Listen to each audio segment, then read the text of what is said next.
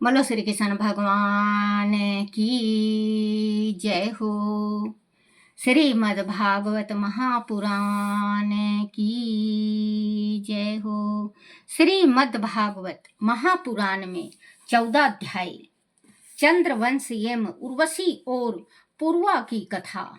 श्री सुखदेव जी ने कहा, परीक्षित, चंद्रवंश में पूर्वा आदि बड़े बड़े श्रेष्ठ राजाओं का वृत्तांत आता है।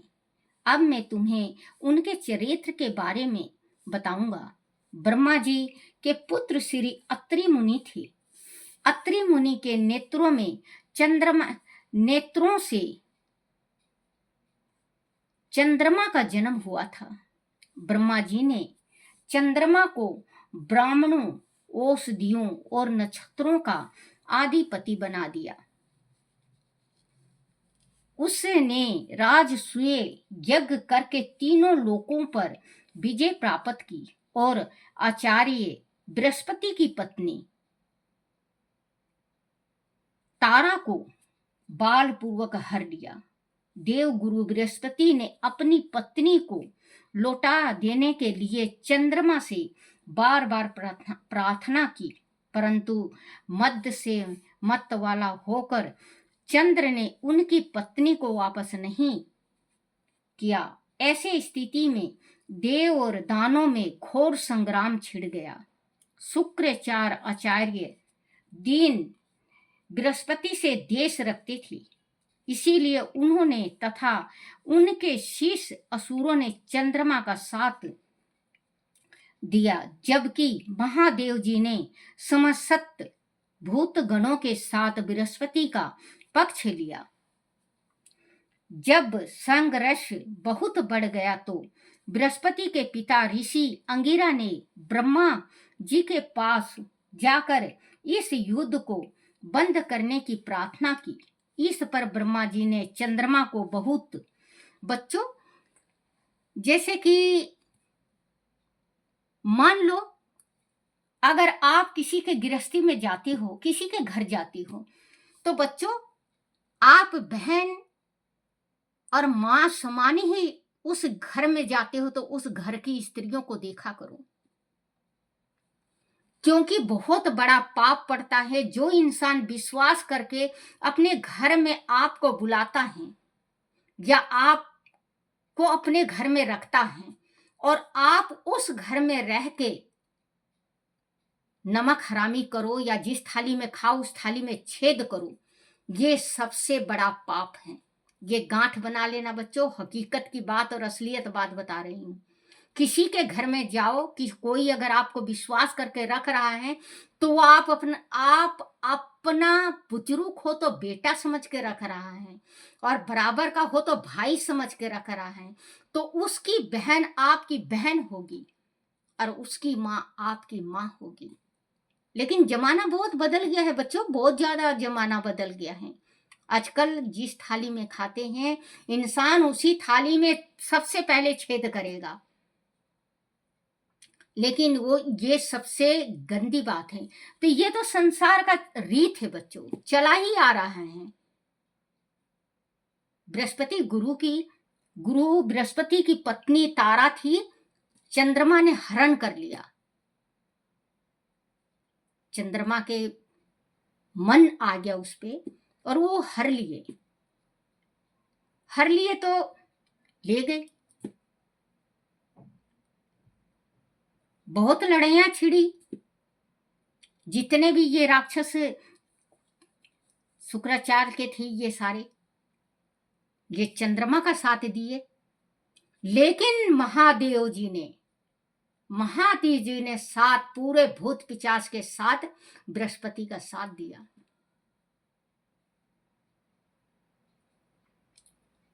क्योंकि इनको पता है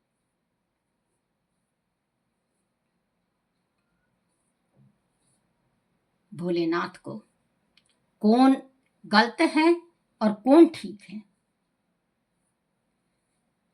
जब इनके पिता बृहस्पति के पिता अंगिरा जाके ब्रह्मा जी से प्रार्थना करते हैं कि भाई ये गलत बात है, आप जाके समझाओ, जब ये समझाते हैं, फिर चंद्रमा मानते हैं कि ऐसी स्थिति में देव और दानों में घोर संग्राम छिड़ गया। शुक्राचार्य आचार्य बृहस्पति से देश रखते थे, मतलब उनसे दुश्मनाई रखते थे। इसीलिए उन्होंने तथा उनके शिष्य असुरों ने चंद्रमा का साथ दिया, जबकि महादेव जी ने समस्त भूतगणों के साथ बृहस्पति का पक्ष लिया। जब संघर्ष बहुत बढ़ गया तो बृहस्पति के पिता ऋषि अंगिरा ने ब्रह्मा जी के पास जाकर इस युद्ध को बंद कराने की प्रार्थना की। इस पर ब्रह्मा जी ने चंद्रमा को बहुत बुरा भला कहा और तारा को वापस बृहस्पति को दिला दिया। लेकिन तभी बृहस्पति को पता चला कि तारा गर्भवती है, क्योंकि उनके पति बृहस्पति को पता चल गया कि तारा गर्भ से है, तारा गर्भवती है। उन्होंने अपनी पत्नी को फटकारते हुए कहा, दुष्ट, तूने पाप किया है, यह गर्भ मेरा नहीं है, तूने इसे गर्भ मेरा नहीं है, तू इसे नष्ट कर दे, मैं तेरा अपराध क्षमा कर दूंगा। बृहस्पति जी कहते हैं तारा को कि ये जो गर्भ है तुम्हारे पेट में, जो गर्भ है ये मेरा नहीं है, इसको नष्ट कर दे, मैं तुझे अपना लूंगा, मैं तुझे माफ कर दूंगा। क्योंकि अपनी मर्जी से तो गई नहीं थी बच्चों, तारा अपनी मर्जी से गई नहीं थी, अपहरण हुआ था, उनके साथ जबरदस्ती हुई थी, उनका गर्भ रह गया, तो चंद्रमा का गर्भ था। बृहस्पति कहने लगे कि तू इस गर्भ को नष्ट कर दे, लेकिन मां होती है मां। अब सुनना क्या कहेंगी। को पता चला कि तारा गर्भवती है। उन्होंने अपनी पत्नी को फटकारते हुए कहा, दुष्ट, तूने पाप किया है, गर्भ मेरा नहीं है, तू इसे नष्ट कर दे, मैं तेरा अपराध क्षमा कर दूंगा, तू देवी है, अंत में तुझे निर्दोष मानता हूं। अपने पति की बात सुनकर तारा ने कहा, आपकी बात सुनकर मैं इसे नष्ट तो नहीं कर सकती, किंतु इसे त्याग अवश्य सकती हूं। ऐसा कहकर उसने श्रवण के समान चमकता हुआ एक पुत्र अपने गर्भ से अलग कर दिया। उसने कहा कि मैं नष्ट नहीं करूंगी स्वामी, क्योंकि मैं मां हूं, इसको नष्ट नहीं करूंगी, मैं त्याग सकती हूं, अपने तन से हटा सकती हूं इसको। और उन्होंने ऐसा ही किया, अपने तन से हटाया।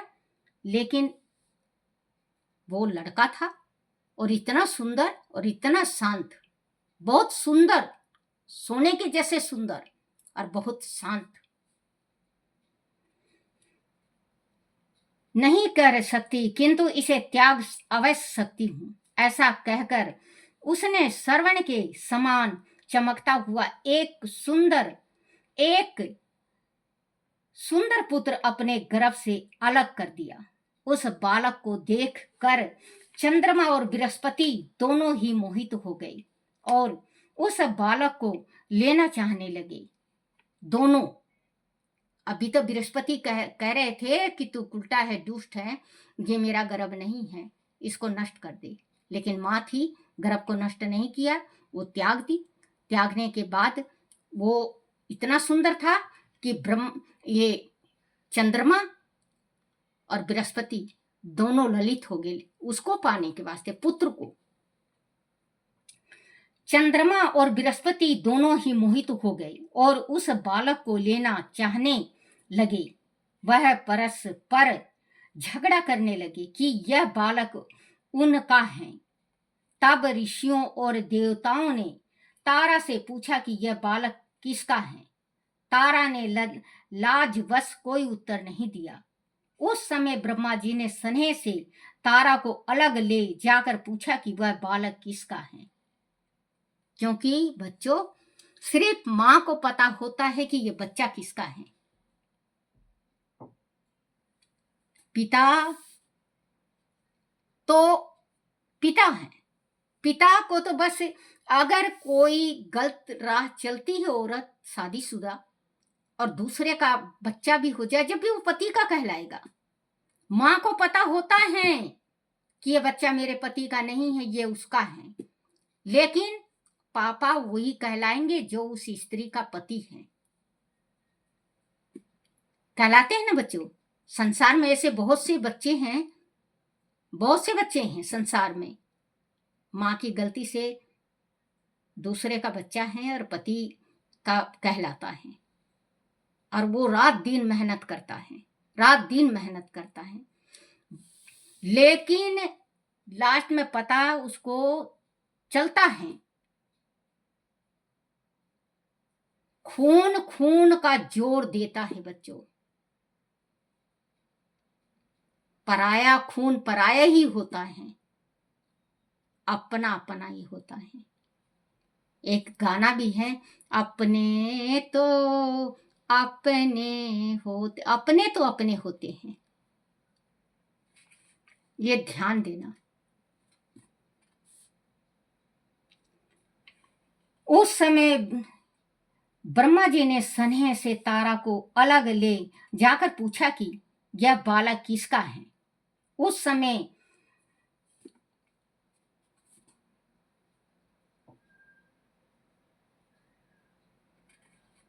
तारा से पूछा कि यह बालक किसका है। तारा ने लाजवश कोई उत्तर नहीं दिया। उस समय ब्रह्मा जी ने स्नेह से तारा को अलग ले जाकर पूछा कि यह बालक किसका है। तब तारा ने लज्जा से सिर झुकाकर धीरे से कहा, यह चंद्रमा का है। ब्रह्मा जी ने उस बालक को चंद्रमा को दे दिया। चंद्रमा ने उस बालक का नाम बुध रखा। ये तारा का और चंद्रमा का पुत्र है जो बुध है। ये सोने के जैसे सुंदर, बहुत सुंदर और शांत, बहुत शांत। जो बुध है वो बहुत शांत है। ब्रह्मा जी ने उस बालक को चंद्रमा को दे दिया। चंद्रमा ने उस बालक का नाम बुध रखा। वह बालक गंभीर बुद्धि का था, बहुत गंभीर बुद्धि का था। ऐसा पुत्र प्राप्त कर चंद्रमा बहुत प्रसन्न हुए। परीक्षित, बुध का विवाह ईला से हुआ। बुध का विवाह ईला स्त्री से हुआ। परीक्षित, बुध का विवाह ईला से हुआ। उसे पूर्वा नाम का पुत्र हुआ। एक बार चंद्रमा की सभा में देव ऋषि नारद पूर्वा के रूप गुणों की प्रशंसा कर रहे थे। उसे सुनकर उर्वशी के मन में काम भावना का उदय हो गया। वह पूर्वा के पास पहुंची और अपना प्रयाण निवेदन किया। देवगणा उर्वशी को देखकर पूर्वा का मन चंचलामान हो उठा। उसने उर्वशी का अपने महल में स्वागत किया और उसके सम्मुख अपने प्रेम को आदि व्यक्त कर दिया। उर्वशी ने कहा, राजन, आप कामदेव के समान सुंदर हैं। भला ऐसी कौन रमणीक होगी जो आपके रूप गुण गुण पर मोहित ना होगी। जो पुरुष रूप गुण आदि के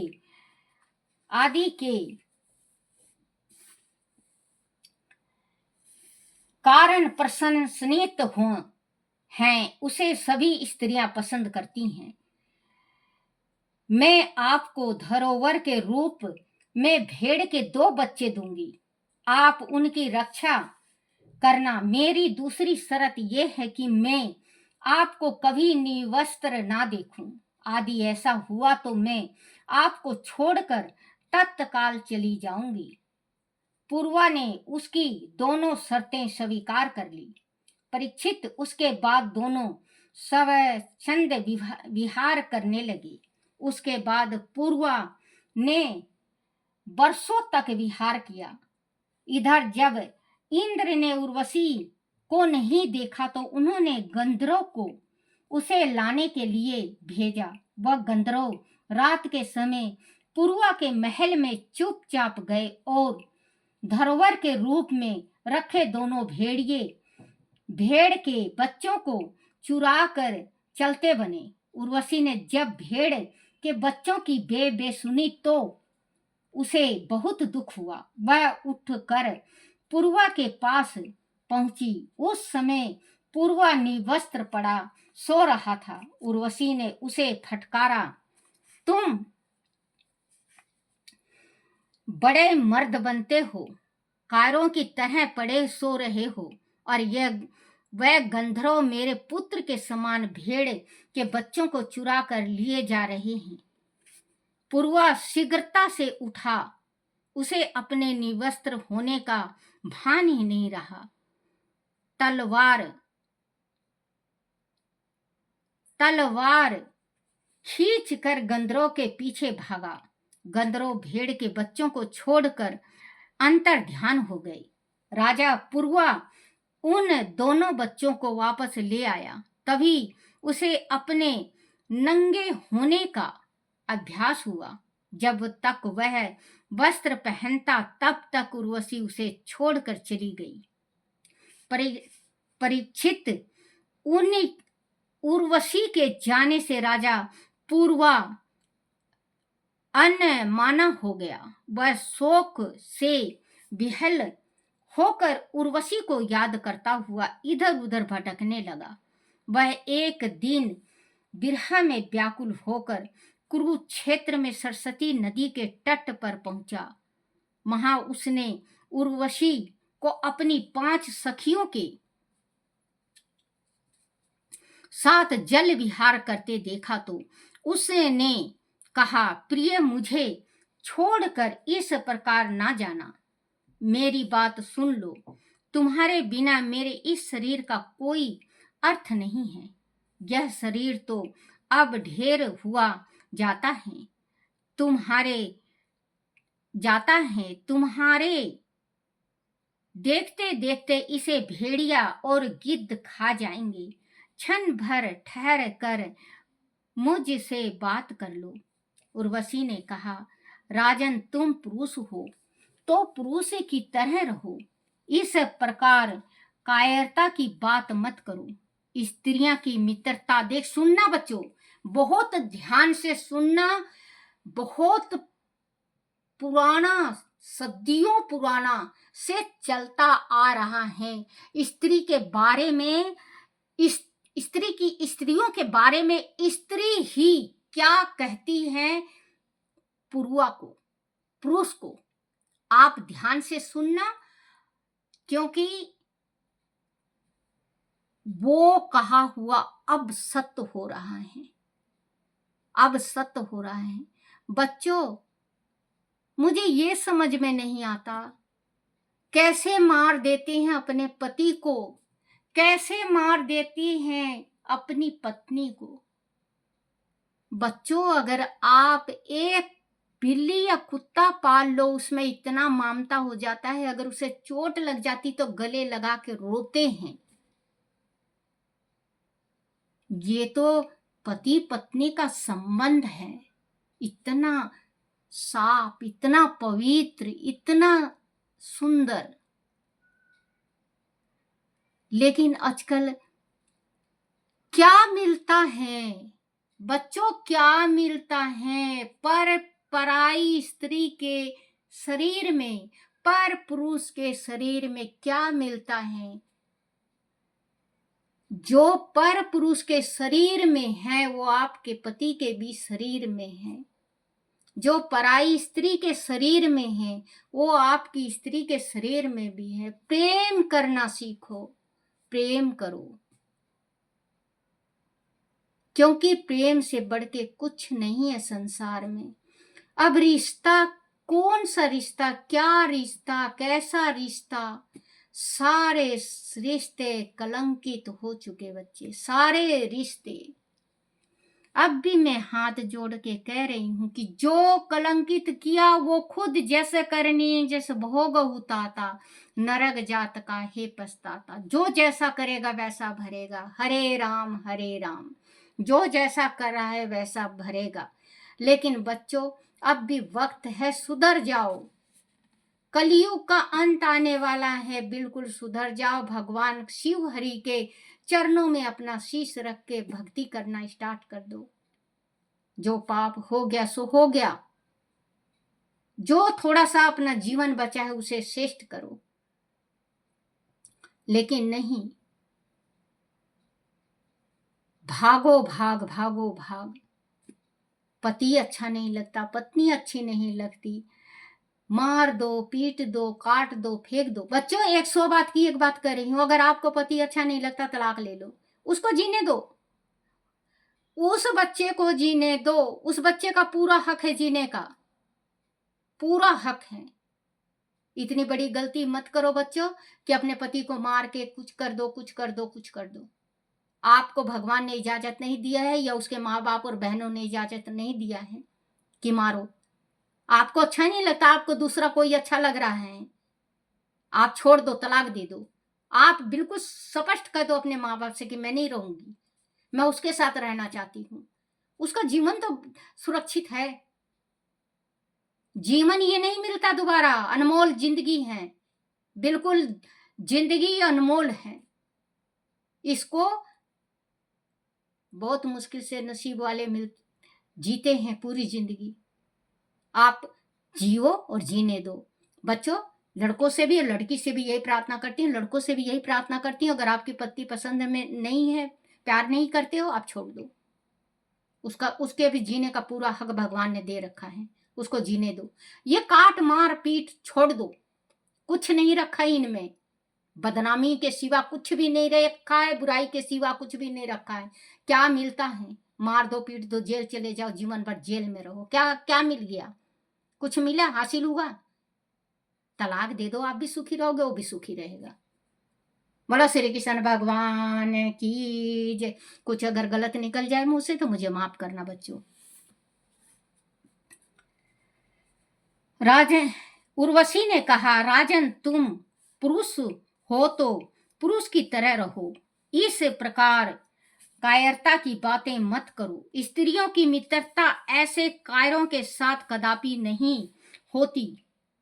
स्त्रियों, देखना बच्चों, स्त्री और भेड़िया, स्त्रियों और भेड़ियों का हृदय एक जैसा ही होता है। भेड़िया और स्त्री का हृदय एक जैसा होता है, एक जैसा होता है। वह निर्दयी होती है, जरा सी बात पर भी वह तुनक जाती हैं।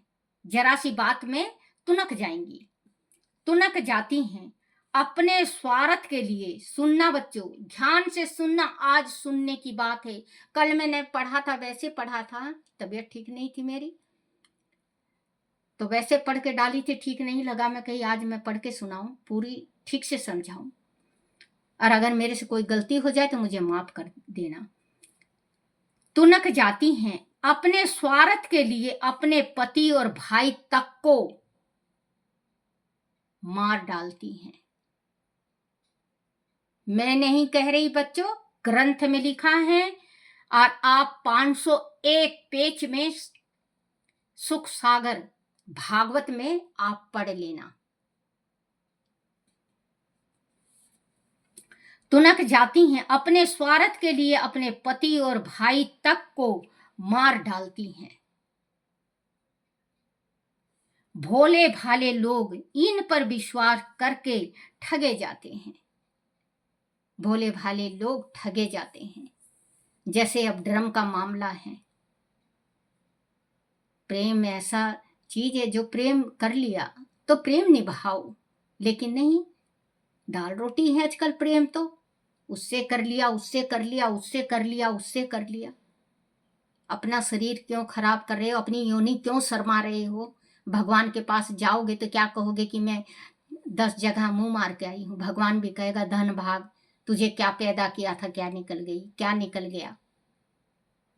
परमात्मा भी खुश हो रहे होंगे, कैसे कैसे इंसान धरती पे पैदा ले लिए हैं, क्योंकि सुन सुन के और देख देख के आजकल दिमाग अपसेट रहने लगा। और ग्रंथ में भी लिखा हुआ है, ये जो ये लिखा हुआ है बच्चों, ये 5000 साल से लिखा हुआ है, भगवान के वक्त का लिखा हुआ है। उर्वशी जिस टाइम धरती पे आई थी उस टाइम का लिखा हुआ है। पिता और भाई तक को मार डालती हैं, भोले भाले लोग इन पर विश्वास करके ठगे जाते हैं। तुम धीरज रखना चाहिए, तुम राजेश्वर हो, घबराओ मत। प्रत्येक वर्ष के बाद रात्रि में तुम मेरे पास रहोगे, तब तुम्हारा वंश चलेगा। इस समय भी मेरे गर्भ में तुम्हारी संतान पल रही है। उर्वशी की बात सुनकर राजा पुरवा प्रसन्न होकर वापस चला गया और 1 बरस बीत जाने पर फिर वह आया। उर्वशी ने राजा का पुत्र उसे दिया। उस रात वह दोनों साथ रहे। प्रातःकाल विदा होते समय विरहा दुख से दिनहीन हो गए। तब उर्वशी ने राजा से कहा, राजन, तुम गंधर्वों की स्तुति करो, वह चाहें तो तुझे मुझे दे सकते हैं। परीक्षित, राजा पुरवा ने गंधर्वों की स्तुति की। उसकी स्तुति से प्रसन्न होकर गंधर्वों ने उसे अग्नि जलाने का एक पात्र दिया और कहा, राजन, इस पात्र के द्वारा यज्ञ करने पर तुझे गंधर्व लोक में आने की शक्ति प्राप्त हो जाएगी। ऐसा कहकर वह अंतर ध्यान हो गए। राजा पुरवा उस अग्नि पात्र को लिए उर्वशी की याद में इधर उधर भटकता रहा। उसने उस पात्र को एक वन में छोड़ दिया और अपने महल लौट आया। त्रेता युग आने पर उसके हृदय बच्चों, त्रेता युग में जिस टाइम उर्वशी ने कहा था कि स्त्री का मन भेड़िया और स्त्री एक जैसी होती हैं और पति और भाई को भी मार सकती हैं अपने मतलब के वास्ते, तो आप देखो सतयुग था उस टाइम। राजा पुरवा उसे अग्नि पात्र को दिए उर्वशी की याद में इधर उधर भटकता रहा। उसने उस पात्र को एक वन में छोड़ दिया और अपने महल लौट आया। त्रेता युग आने पर उसके हृदय में वेद मंत्रों के उदय हुआ। वह उस स्थान पर पहुंचा जहां उसने वह अग्नि पात्र छोड़ा था। अब वह पर सम्मी वृक्ष के गर्भ से पीपल का एक पेड़ उग आया था। राजा ने उर्वशी की कामना के लिए उस वृक्ष से 2 अरणियां बनवाई और अग्नि प्रज्वलित करके ओमकार मंत्र का जाप करते हुए यज्ञ किया। उसके मन में उर्वशी से मिलन की चाह के अतिरिक्त कुछ और नहीं था। इस पर वह नित्य यज्ञ करने लगा। अंत में एक दिन उसे गंधर्व लोक जाने का मार्ग प्राप्त हो गया। गंधर्व लोक पहुंचकर उर्वशी के साथ विहार करने लगा। बोलो श्री कृष्ण भगवान की जय हो। श्री कृष्ण गोविंद हरे मुरारी, हे नाथ नारायण वासुदेवाय, हे नाथ नारायण वासुदेवाय, हे नाथ नारायण वासुदेवाय। आरती श्री भागवत भगवान की है, आरती पापियों के पाप को है तारती, पापियों के पाप को है तारती। बोलो श्री कृष्ण भगवान की जय। अपने अपने माता पिता की जय, अपने अपने गुरुदेव महाराज की जय। जय मेरे कान्हा, क्षमा करना क्षमा करना क्षमा करना।